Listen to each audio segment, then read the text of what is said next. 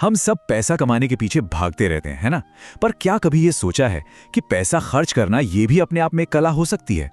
Morgan Housel की किताब the art of spending money हमें ठीक यही सिखाती है कि कैसे हम अपने पैसे का इस्तेमाल सिर्फ चीजें खरीदने के लिए नहीं, बल्कि एक बेहतर, एक खुशहाल जिंदगी बनाने के लिए कर सकते हैं। जरा इस बात की गहराई को समझिए। हौसल कहते हैं कि अक्सर हम उन चीज़ों के पीछे भागते हैं जो हमें लगता है कि हमें खुश करेंगी, जैसे कि एक बड़ी कार या कोई महंगा सा फोन। पर असल में हमें चाहिए क्या होता है? शायद मन का सुकून, अच्छे रिश्ते। और यही वो विरोधाभास है जो पैसे और खुशी के रिश्ते की असली कहानी बताता है। ये कहानी इस बात का एक बेहतरीन उदाहरण है। एक आदमी ने $21,000 की एक कुर्सी खरीदी। जब उससे पूछा गया तो उसने कहा, जब आपके पास पैसा होता है ना, तो समाज आपसे यही उम्मीद करता है। अब सवाल यह है कि क्या उसे सच में उस कुर्सी की जरूरत थी, या वो सिर्फ समाज को यह दिखाना चाहता था कि वो कितना कामयाब है?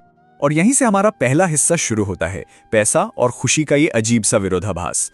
हम ही समझने की कोशिश करेंगे कि क्यों ज्यादा पैसा और ज्यादा खर्च हमेशा ज्यादा खुशी की गारंटी नहीं होते। तो फिर वही सबसे बड़ा सवाल, क्या पैसा वाकई खुशी खरीद सकता है? जवाब है हां भी और नहीं भी। मतलब खरीद तो सकता है, लेकिन इसका रास्ता उतना सीधा नहीं है जितना लगता है। यह मामला थोड़ा पेचीदा है। देखिए, पैसा ना एक एम्पलीफायर की तरह काम करता है। वो आप जो पहले से हैं बस उसी को और बढ़ा देता है। अगर कोई इंसान अपनी जिंदगी से खुश है तो पैसा उसकी खुशी को और बढ़ा देगा। पर अगर कोई अंदर से दुखी या परेशान है तो यकीन मानिए, पैसा उसकी परेशानियों को भी कई गुना बढ़ा सकता है। ये एक जरिया है, कोई इलाज। चलिए अब थोड़ा और गहराई में चलते हैं। बात करते हैं खर्च के मनोविज्ञान की। आखिर वो कौन सी छुपी हुई ताकतें हैं जो हमसे हमारे पैसे खर्च करवाती हैं, वो भी ऐसे कि हमें भनक तक नहीं लगती। तो हम जैसा खर्च करते हैं वैसा क्यों करते हैं?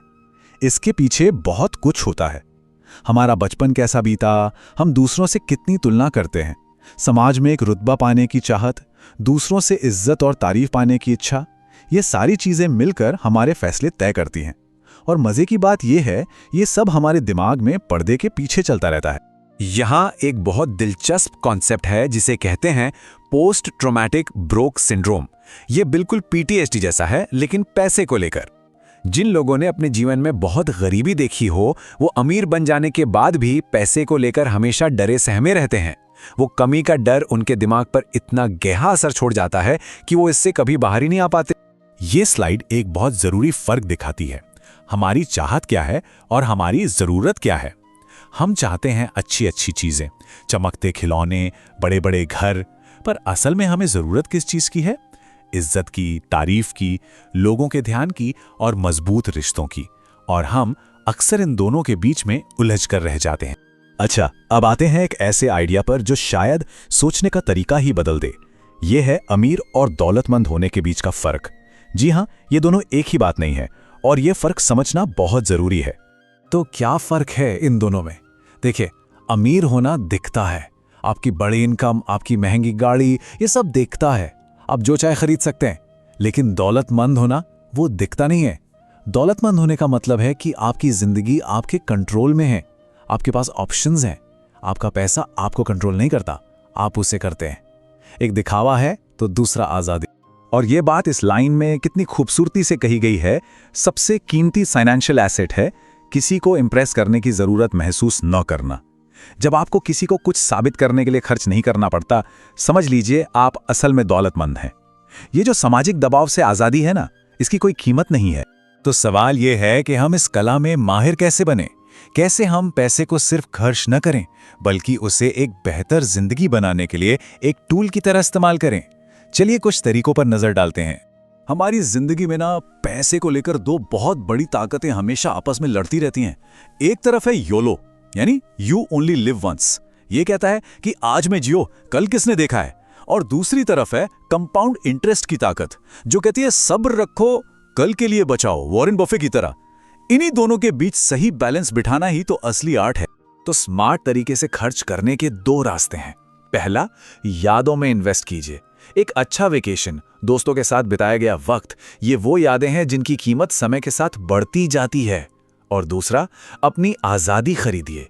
जब भी कोई ₹1 बचाता है ना, तो वो सिर्फ पैसा नहीं बचा रहा, वो अपने लिए आजादी का एक छोटा सा टुकड़ा खरीद रहा। इस बात को जरा ध्यान से समझिए। बचत का मतलब ये नहीं कि आप आज का खर्च कल पर टाल रहे हैं। नहीं, इसका असली मतलब है कि आप आज अभी इसी वक्त अपने लिए आज़ादी, ऑप्शंस और फ्लेक्सिबिलिटी खरीद रहे हैं। जब बचत को इस तरह से देखा जाता है ना, तो ये कोई बोझ या त्याग नहीं लगता, बल्कि एक ताकत लगती है। तो ये सारी बातें हमें एक बहुत ही जरूरी और शायद सबसे गहरे सवाल पर ले आती हैं कि आखिर एक सिंपल और खुशहाल जिंदगी का मतलब क्या है। इस सवाल पर एक पल के लिए सोचिएगा जरूर। अगर दुनिया में कोई भी ये ना देख रहा हो कि आप अपनी जिंदगी कैसे जी रहे हैं, तो आप उसे कैसे जीना चाहेंगे? ये सवाल ये हमें दिखावे की दुनिया से बाहर निकालकर अपनी खुशी को खुद डिफाइन करने का मौका देता है, क्योंकि असली दौलतमंद जिंदगी क्या है, ये फैसला सिर्फ और सिर्फ हमारा अपना होना चाहिए।